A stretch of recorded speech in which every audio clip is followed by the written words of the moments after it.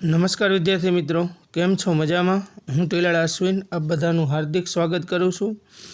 आज आपणे धोरण 9 विज्ञान प्रकरण 15 अन्न स्त्रोत में सुधारा। तो मित्रों, अन्न एटले खोराक। आपणे जे खोराक खाईए छीए ए खोराक में केवी रीते आपणे सुधारो लावी सकीए जेथी आपणे शुद्ध, सात्विक अने पोषणयुक्त खोराक मेळवी सकीए छीए। तो जुदा जुदा प्रकारना अन्न स्त्रोत है આપણે उपयोग करीए छीए। सामान्य रीते शाकाहारी प्राणीओ छे एनो मुख्य खोराक है सामान्य रीते कहीए तो वनस्पति, अने मांसाहारी प्राणीओ छे एनो मुख्य खोराक है पशुओ। तो आ बंने प्रकारना खोराक में આપણે सुधारणा केवी रीते करी सकीए ते આપણે आ चेप्टर में जोवानुं छे। तो चालो शरूआत करीए। આપણે બધા જાણીએ છીએ કે બધા જ સજીવોને ખોરાકની આવશ્યકતા હોય છે। ખોરાકથી આપણને મુખ્ય 5 વસ્તુ મળે છે। આપણે જે પણ કંઈ ખોરાક ખાઈએ છીએ એમાં મુખ્ય 5 વસ્તુ હોય છે। એમાં પહેલું પ્રોટીન, બીજું કાર્બોદિત, ત્રીજું ચરબી, ચોથું વિટામિન અને પાંચમું ખનિજ ક્ષાર પ્રાપ્ત થાય છે। આ બધા તત્વોની આવશ્યકતા આપણા વિકાસ, વૃદ્ધિ અને સ્વાસ્થ્ય માટે હોય છે। આમાંના જો એક પણ તત્વની ઉણપ સર્જાય તો સામાન્ય રીતે આપણા સ્વાસ્થ્ય પર અસર થાય છે અને આપણે માંદા પડીએ છીએ। વનસ્પતિઓ અને પ્રાણીઓ બંને આપણા ખોરાકના મુખ્ય સ્ત્રોત છે। એટલે કે જે શાકાહારી હશે તેના માટે વનસ્પતિ અને માંસાહારી હશે એના માટે પ્રાણીઓ, અને જેઓ મિશ્રાહારી છે તેઓ આ બંનેનો ઉપયોગ કરે છે। એ બંને આપણા ખોરાકના મુખ્ય સ્ત્રોત છે। मोटा भागनो खाद्य पदार्थ खेतीवाड़ी तथा पशुपालन थी आपने मळी रहे छे। आपणे लगभग समाचार पत्रों में वाँचीए छीए के खेतीवाड़ी के कृषि उत्पादन अने पशुपालन ने वधारवानो प्रयास थई रह्यो छे। तो ते शा माटे जरूरी छे? तो शा एवी कई वस्तु छे जे खेतीवाड़ीना उत्पादन ने वधारो करवामां जरूरी छे? तो के एनुं मुख्य कारण छे वस्ती वधारो।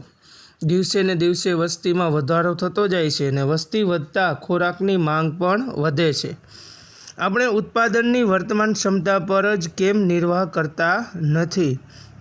कारण के दिवसे ने दिवसे वधती वस्ती छे ए वधती जाय छे अने सामे खेती माटेनी जे जमीन छे ए घटती जाय छे। सामे कारखाना छे, उद्योगों छे अने शहेरीकरण से वधतुं जशे, खेती से घटती जाय छे।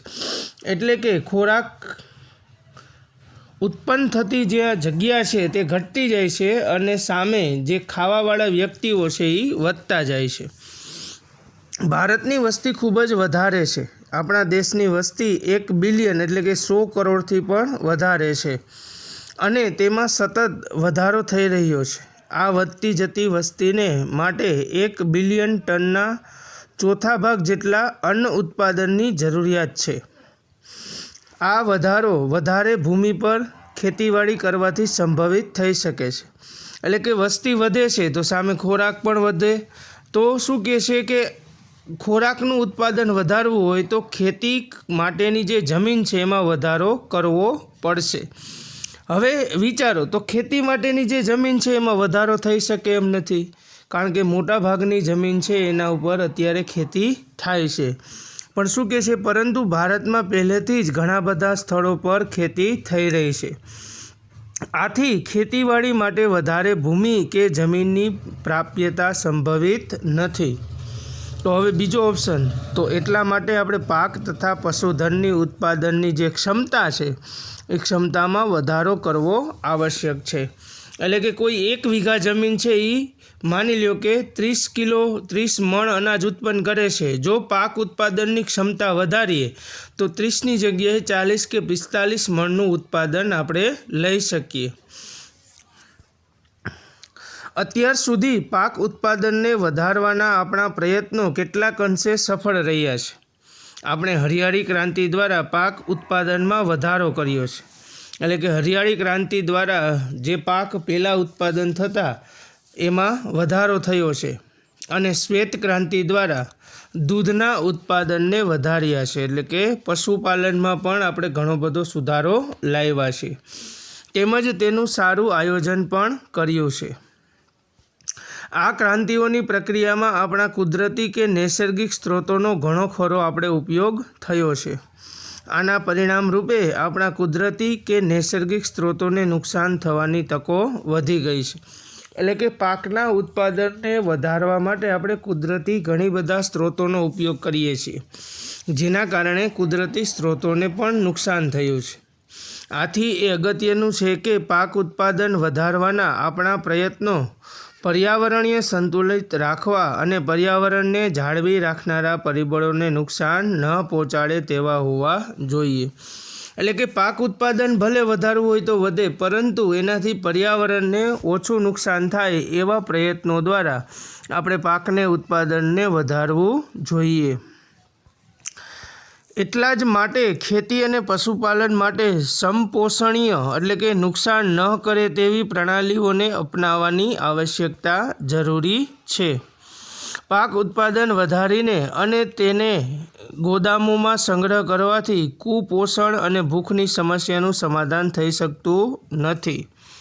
હવે શું કહે છે, જો હું પાક ઉત્પાદન મેં વધારી લીધું અને એ જે પાક બન્યો એ પાકને જો હું ગોદામમાં સંગ્રહ કરી નાખું તો કુપોષણ ને ભૂખની સમસ્યાનો ઉકેલ નથી. શું કામ?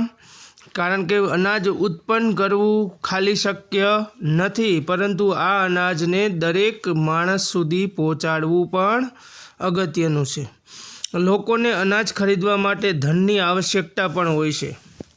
ખાદ્ય સુરક્ષા તેના ઉત્પાદન અને પ્રાપ્યતા બંને પર આધારિત છે. આપણા દેશની મોટાભાગની વસ્તી તેમના જીવનના નિર્વાહ માટે ખેતી પર નિર્ભર છે. એટલે સામાન્ય રીતે આપણે ભારતને ખેતી પ્રધાન દેશ કહીએ છીએ, કારણ કે તેનો મુખ્ય આવકનો સ્ત્રોત ખેતી છે. એટલા માટે જ ખેતી ક્ષેત્રે લોકોની આવક પણ વધારવી જોઈએ, જેથી ભૂખની સમસ્યાનું સમાધાન થઈ શકે. ખેતીમાં વધારે ઉત્પાદન પ્રાપ્ત કરવા માટે વૈજ્ઞાનિક આયોજનબદ્ધ પ્રણાલીઓ અપનાવવી જોઈએ. એટલે કે વધુ ઉત્પાદન માટે આપણે આયોજનયુક્ત એટલે કે વૈજ્ઞાનિક ઢબથી ખેતી કરવી જોઈએ. સારા પોષણયુક્ત જીવન નિર્વાહ માટે મિશ્ર ખેતી, આંતરપાક પદ્ધતિ અને સંગઠિત ખેતી કે વિવર્ધિત કૃષિ પ્રણાલીઓ અપનાવવી જોઈએ.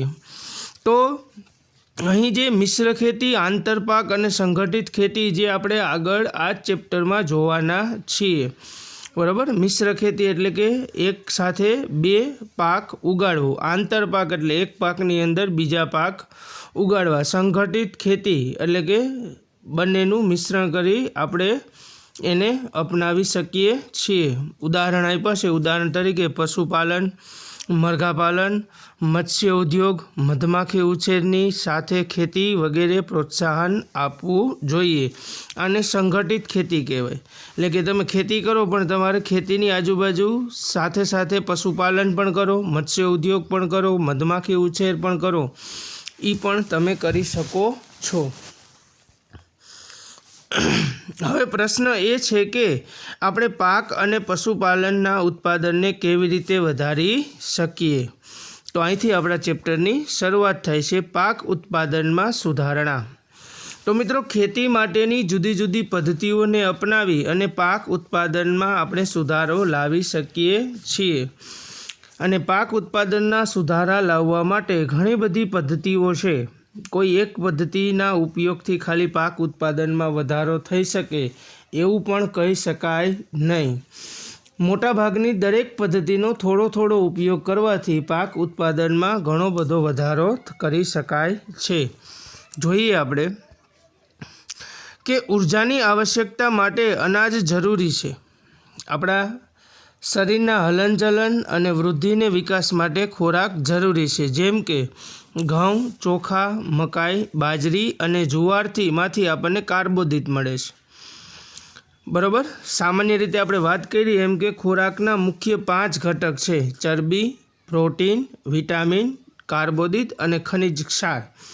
તો શું કહે છે, ખાસ યાદ રાખજો મિત્રો કે કાર્બોદિત શેમાંથી મળે છે? તો કે ઘઉં, ચોખા, મકાઈ, બાજરી ને જુવાર.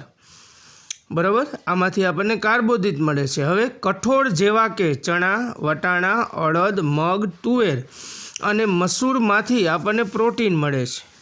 બરાબર. હવે ચરબી, તો કે તેલીબિયા કે તેલવાળા બીજ જેવા કે સોયાબીન, મગફળી, તલ, એરંડા કે દિવેલા, રાઈ, અળસી અને સૂર્યમુખીમાંથી આવશ્યક તેલ પ્રાપ્ત થાય છે, જેમાં ચરબી હોય છે. હવે વિટામિન તો કે શાકભાજી, મસાલા અને ફળોમાંથી આપણને વિટામિન અને ખનિજ ક્ષાર, કેટલાક પ્રમાણમાં પ્રોટીન અને કાર્બોદિત પણ મળે છે. તો આ જુદા જુદા 5 પ્રકારના જે ખોરાક છે જે આપણે રોજબરોજના જીવનમાં શાકાહારી પ્રાણીઓ છે પોતાના ખોરાક તરીકે ઉપયોગ કરે છે. પછી ઘાસચારાના પાક જેવા કે બરસીમ, જવ અથવા તો સુદાન ઘાસના ઉત્પાદન પશુપાલન માટે ઘાસચારાના સ્વરૂપમાં થાય છે. તો જુદી જુદી ઘાસચારો છે આપણે વાવી અને એમાંથી પણ પશુઓ માટે ઘાસચારો આપણે ઉત્પાદિત કરી શકીએ છીએ.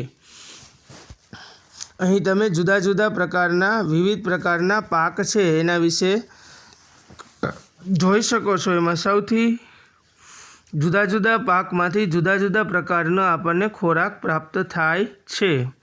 હવે પ્રશ્નો: અનાજ એટલે કે ધાન્ય, દાળ એટલે કે કઠોળ અને ફળો શાકભાજીમાંથી આપણને શું મળે છે? તો કે અનાજમાંથી કાર્બોદિત, કઠોળમાંથી સામાન્ય રીતે પ્રોટીન, ફળોમાંથી વિટામિન, શાકભાજીમાંથી ખનિજ ક્ષારો વગેરે આપણને પ્રાપ્ત થાય છે. વિવિધ પાક માટે વિભિન્ન આબોહવા સંબંધિત પરિસ્થિતિઓ એટલે કે તાપમાન અને પ્રકાશ અવધિની આવશ્યકતા હોય છે.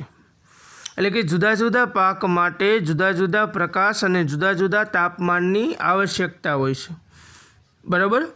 અને એના જ આધારે સામાન્ય રીતે આપણે પાકના મુખ્ય 2 પ્રકાર પાડેલા છે, એક રવિ પાક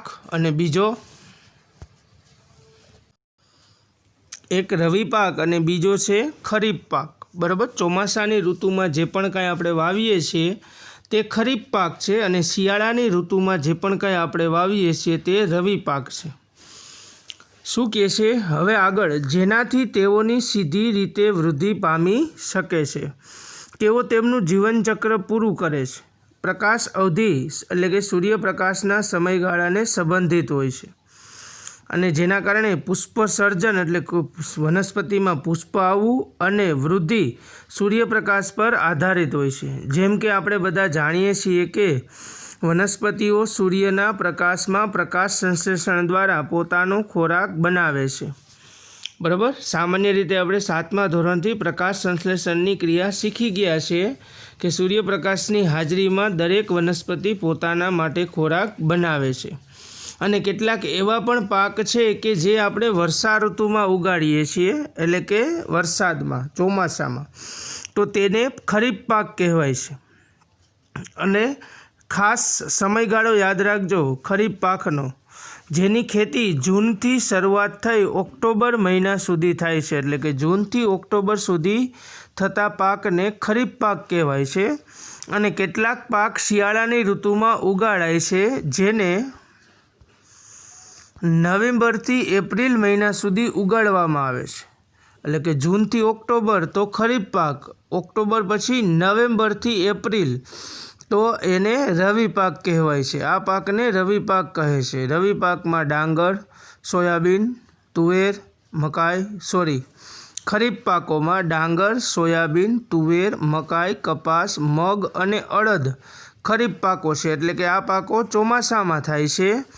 ઘઉં, ચણા, વટાણા, રાઈ અને અળસી આ બધા રવિ પાકો છે જે શિયાળામાં થાય છે. ભારતમાં 1952થી 2010 સુધી એટલે કે આશરે 50-55 વર્ષ સુધી ખેતીલાયક ભૂમિમાં 25% વધારો થયો છે. એટલે કે જેટલી જમીન હતી એમાં 25% વધારો કરાયો છે, જ્યારે અન્નના ઉત્પાદનમાં 4 ગણો વધારો થયો છે. તો મિત્રો આનો અર્થ એમ કે ખાલી જમીનના વધારાથી અન્નનું ઉત્પાદન વધ્યું નથી, પરંતુ અન્નના સ્ત્રોતમાં સુધારો કરવાથી પણ અન્નના ઉત્પાદનમાં વધારો થાય છે. ઉત્પાદનમાં આ વધારો કેવી રીતે થયો? જો આપણે ખેતીમાં સમાયેલ પ્રણાલીઓની બાબતમાં વિચારીએ તો આપણે તેઓને 3 ચરણોમાં વહેંચી શકાય છે, બરાબર. સામાન્ય રીતે ખેતી છે એ મુખ્ય 3 ચરણોમાં વહેંચી છે. એમાં સૌથી પહેલા ચરણમાં બીજની પસંદગી કરવી. કોઈપણ વાવેતર કરતાં પહેલાં કયા પ્રકારનું બીજ વાવવું તેની પસંદગી કરવી. બીજા ચરણમાં પાકની યોગ્ય દેખરેખ રાખવી એટલે કે પાકની માવજત કરવી અને ત્રીજા ચરણમાં ખેતરમાં ઉગેલા પાકની સુરક્ષા અને કાપણી કે લણણી કરેલ પાકને નુકસાનીથી બચાવવો એટલે કે પાકને સુરક્ષા આપવી। આ મુખ્ય 3 પ્રકારે ખેતી કરી શકાય છે। આ રીતે પાક ઉત્પાદનમાં સુધારણાની ક્રિયામાં પ્રયુક્ત પ્રવૃત્તિને નીચે આપેલા વર્ગમાં વહેંચી શકાય છે। એમાં પહેલું પાકની જાતિઓમાં સુધારણા કરવી એટલે કે પાકની જે જાતિ છે એ જાતિમાં સુધારણા કરવી। તો મિત્રો આ પાકની જાતિને સુધારણાને કારણે જ અત્યારે આપણને બજારમાં ઘણી બધી પ્રકારના જુદા જુદા વનસ્પતિઓ શાકભાજીઓ આપણે પ્રાપ્ત કરીએ છીએ। પાક ઉત્પાદનમાં સુધારણા કરવી અને પાક સુરક્ષાનું પ્રબંધન કરવું આ 3 પદ્ધતિ છે જેના કારણે પાકના ઉત્પાદનમાં આપણે વધારો કરી શકીએ છીએ। સૌથી પહેલાં પાકની જાતિમાં સુધારણો કરવો એટલે ઉચિત બી પસંદ કરવું। પછી પાક ઉત્પાદનમાં સુધારણા કરવી એટલે કે બીજનું સામાન્ય રીતે દેખરેખ રાખવી અથવા રક્ષણ કરવું। અને ત્રીજું યોગ્ય લણણી કરવી એટલે કે પાક ઉત્પાદન થઈ ગયા પછી યોગ્ય લણણી કરી અને એનો સંગ્રહ કરવો। તો એમાં પહેલું પાકની જાતમાં સુધારણા। પાકની જાત એટલે પાક જે આવે છે એને બીજમાં સુધારો કરવો। તો કે પાકનું ઉત્પાદન સારું થાય તે પ્રયત્ન પાકની જાતિની પસંદગી પર આધારિત છે એટલે કે તમારે જેવું ઉત્પાદન જોતું હોય એ પ્રમાણે બીજની પસંદગી કરવી જોઈએ। જો સારું બીજ વાવશો તો ઉત્પાદન પણ સારું જ આવશે, પણ જો નબળું બીજ વાવશો તો ઉત્પાદન પણ નબળું જ આવશે। પાકની જાતિઓ કે જાતો માટે વિવિધ ઉપયોગી લક્ષણ જેવા કે રોગપ્રતિકારક ક્ષમતા, ખાતર પ્રત્યેનો પ્રતિચાર અને નીપજની ગુણવત્તા અને ઊંચા ઉત્પાદનને આધારે પસંદગી કરી પ્રજનન કરાવી શકાય છે। પાકની જાતોમાં ઇચ્છિત લક્ષણોને સંકરણ દ્વારા ઉમેરી શકાય છે। તો મિત્રો સંકરણ કરવું એટલે કે એક પાકની અંદર બીજા પાકના ગુણ અથવા તો લક્ષણો ઉમેરવા એને સંકરણ કર્યું કહેવાય। સંકરણ વિધિમાં વિવિધ આનુવંશિક લક્ષણોવાળી વનસ્પતિઓમાં સંકરણ કરવામાં આવે છે। તો આ સંકરણ મુખ્ય 2 પ્રકારે કહી શકાય। એક આ સંકરણ આંતરજાતીય એટલે કે પોતાની જાતિની અંદર પોતાની જાતિના બીજવાળા 2 વનસ્પતિનું સંકરણ એટલે કે 2 ભિન્ન જાતિ વચ્ચે, અને એક અંતરજાતીય એટલે કે એક જ પ્રજાતિની 2 ભિન્ન જાતિ વચ્ચે, અથવા તો આંતર પ્રજાતીય એટલે કે 2 ભિન્ન પ્રજાતિ વચ્ચે પણ કરી શકાય છે। તો આ રીતે સંકરણ કરી અને નવા પ્રકારના કોઈ પણ વસ્તુને આપણે ઉગાડી શકીએ છીએ। સામાન્ય રીતે બજારમાં જો હું ચણાની વાત કરું તો બજારની અંદર મુખ્ય 4 થી 5 પ્રકારના ચણા આવે છે। તો આ દરેક ચણા છે એ અલગ અલગ એકબીજાના સંકર જાતો દ્વારા જ બનાવવામાં આવેલા છે। પછી આગળ પાક સુધારણાની બીજી રીત એ છે કે ઐચ્છિક લક્ષણવાળા જનીનને ઉમેરવા। આના પરિણામ સ્વરૂપે જનીનિક રૂપાંતરિત પાક મળે છે, જેના કારણે ઉત્પાદનમાં પણ વધારો થાય છે અને એની ગુણવત્તામાં પણ સુધારો લાવી શકાય છે। હવે આગળ નવી જાતિઓને અપનાવવા કે સ્વીકારતા પહેલાં આવશ્યક છે કે પાકની જાતિની વિવિધ પરિસ્થિતિઓમાં જે વિભિન્ન ક્ષેત્રો કે વિસ્તારોમાં ભિન્ન ભિન્ન હોય છે તે સારું ઉત્પાદન આપી શકે છે। એટલે કે પાકની જાતિને પસંદ કરતાં પહેલાં આપણે કઈ જગ્યાએ કયા પરિસ્થિતિમાં એ પાકને વાવવો છે તે નક્કી કરવું અગત્યનું છે। માની લો કે કોઈ રવિ પાક છે, માની લો કે ઘઉં, તો સામાન્ય રીતે આપણા વાતાવરણમાં ઘઉં ગુજરાતમાં થઈ શકે છે, પણ માની લો કે હું હિમાલય બાજુ અત્યારે ઘઉં વાવું તો ત્યાં બરફનો વરસાદ થાય છે, તો બરફના વરસાદમાં ઘઉંના છોડ છે એ ટકી શકે નહીં। જીરું, ચણા, તો જીરું ને ચણા આપણે અહીં વાવી શકીએ છીએ, ઉગાડી શકીએ છીએ, ઉત્પાદન કરી શકીએ છીએ, પણ ખૂબ જ ઠંડીવાળો વિસ્તાર હશે તો ત્યાં પાક ઉગાડી શકાશે નહીં। એટલે કે શું કહે છે, વિભિન્ન ક્ષેત્રો કે વિસ્તારોમાં ભિન્ન ભિન્ન હોય છે વાતાવરણ, તે સારું ઉત્પાદન આપી શકે છે કે નહીં તે જોવું અગત્યનું છે। ખેડૂતોને સારી ગુણવત્તાવાળા અને વિશિષ્ટ બીજ એટલે કે બિયારણની પ્રાપ્તિ થવી જોઈએ, અથવા તો બી તે જ જાતિના હોવા જોઈએ જે અનુકૂળ પરિસ્થિતિમાં અંકુરણ પામી શકે. હવે આગળ સંવર્ધન પ્રણાલીઓ તથા પાક ઉત્પાદનની ઋતુ, ભૂમિની ગુણવત્તા અને પાણીની પ્રાપ્યતા પર આધારિત છે. તો સંવર્ધન પ્રણાલીઓ એટલે કે તમે જે બીજમાં સંકરણ કર્યું છે, આ પ્રણાલી છે એ પાક ઉત્પાદનની ઋતુ એટલે કઈ ઋતુમાં તમે વાવો છો, ભૂમિની ગુણવત્તા એટલે તમે કઈ પ્રકારની જમીનમાં વાવો છો, અને પાણીની પ્રાપ્યતા એટલે ત્યાં કેવા પ્રકારનું પાણી મળે છે તેના ઉપર આધારિત હોય છે. કારણ કે ઋતુકીય પરિસ્થિતિઓ જેવી કે અનાવૃષ્ટિ અને પૂરનું પૂર્વાનુમાન કરવું મુશ્કેલીપૂર્ણ હોય છે. એટલે કે ક્યારેક વધારે વરસાદ થાય અથવા તો પૂર આવી શકે તો એ કોઈ અગાઉ અનુમાન કરી શકતું નથી. એટલે કે આપણે એવા બીજની પસંદગી કરવી જોઈએ કે જે આ દરેક પરિસ્થિતિનો સામનો કરી શકે. એટલા જ માટે એવી જાતિ વધારે ઉપયોગી છે કે જે વિવિધ આબોહવાકીય પરિસ્થિતિઓમાં પણ ઉગી શકે. આ રીતે એવી જાતિ બનાવેલી છે કે જે વધુ ક્ષારવાળી એટલે કે ક્ષારીય જમીનમાં પણ ઉગી શકે. તો એના માટે ઈચ્છિત લક્ષણો ક્યાં ક્યાં છે? તો એમાં પહેલું લક્ષણ, કોઈ પણ બીજની પસંદગી કરો એમાં પહેલું લક્ષણ છે વધુ ઉત્પાદન. તો કે જે એકર દીઠ પાકની ઉત્પાદન ક્ષમતામાં વધારો કરવો. આ લક્ષણને ધ્યાનમાં રાખવું જોઈએ આપણે બીજની પસંદગી કરતી વખતે. બરાબર, ખાસ મિત્રો યાદ રાખજો, ઘણીવાર પાકમાં એમ કે બીજની પસંદગી કરતી વખતે કયા કયા લક્ષણો ધ્યાનમાં રાખવા જોઈએ. તો પહેલું વધુ ઉત્પાદન, બીજું છે ગુણવત્તામાં સુધારણા. એટલે કે પાક ઉત્પાદનની જે ગુણવત્તા છે એમાં પ્રત્યેક પાકમાં ભિન્ન ભિન્ન હોય છે. ઘઉંમાં બેકિંગ ગુણવત્તા હોય છે, તો કઠોળમાં પ્રોટીનની ગુણવત્તા હોય છે, તેલીબિયામાં તેલની ગુણવત્તા, અને ફળ અને શાકભાજીનું સંરક્ષણ અગત્યનું છે. એટલે કે ફળ અને શાકભાજીમાં વિટામિનની. તો આ ગુણવત્તા જળવાવી જોઈએ, એટલે કે બદલાવી જોઈએ નહીં. ત્રીજું લક્ષણ છે જૈવિક અને અજૈવિક પ્રતિરોધકતા.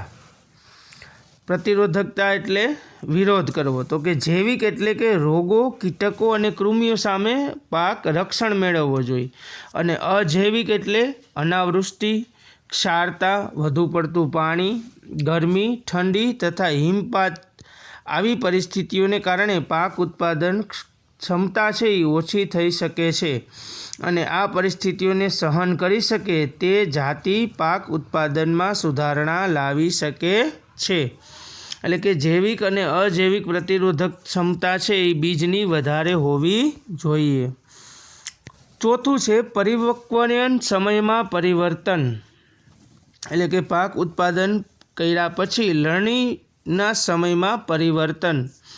પાકને ઉગાડવાથી લઈને કાપણી કે લણણી સુધી ઓછામાં ઓછો સમયગાળો થાય તે આર્થિક દૃષ્ટિએ સારું ગણાય છે. કારણ કે એ પાકનું ઉત્પાદન થઈ જાય તો ખેડૂત બીજો પાક તાત્કાલિક લઈ શકે છે. આથી ખેડૂત પ્રતિવર્ષ પોતાના ખેતરમાં ઘણો પાક ઉગાડી શકે છે.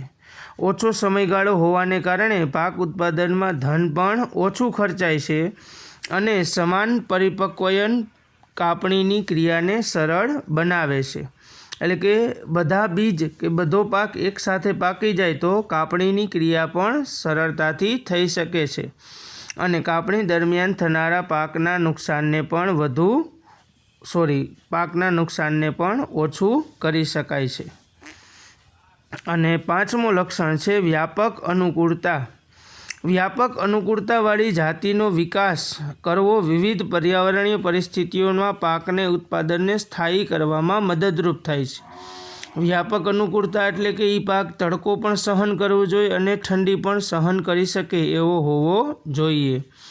એક જ જાતિને વિવિધ વિસ્તારોમાં વિવિધ આબોહવામાં ઉગાડી શકાય.